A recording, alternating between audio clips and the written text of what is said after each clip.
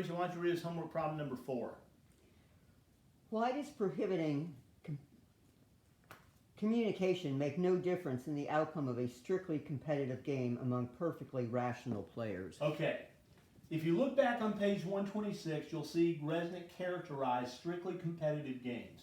In strictly competitive games, players' interests are entirely opposed to each other.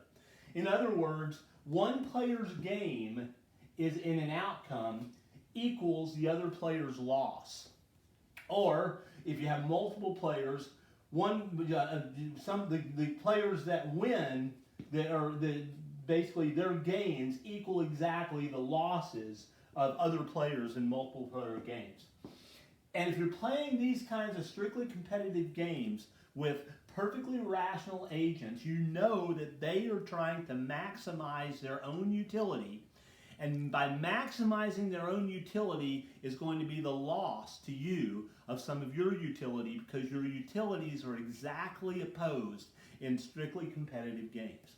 So there's no reason to allow communication, because you have absolutely no reason to trust the information communicated to you by, the utterances communicated to you by your opponents, because you know that they are trying to maximize their utility, and that is going to cost you some utility. The more they maximize is going to cost you some of your utility, so you can be assured that any utterance they make in the game is simply an utterance that is designed to maximize their utility.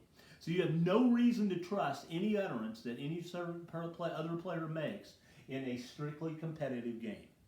Now, the very next thing we're going to read about in your next reading assignment, homework assignment, are strictly competitive two-person games, the simplest kind of games from a game theoretic perspective, which indeed can be mathematically proven to have solutions. We're going to look at them next in the next couple of readings and look at some of the interesting complexities that even arise in the simplest games from a game theoretic perspective.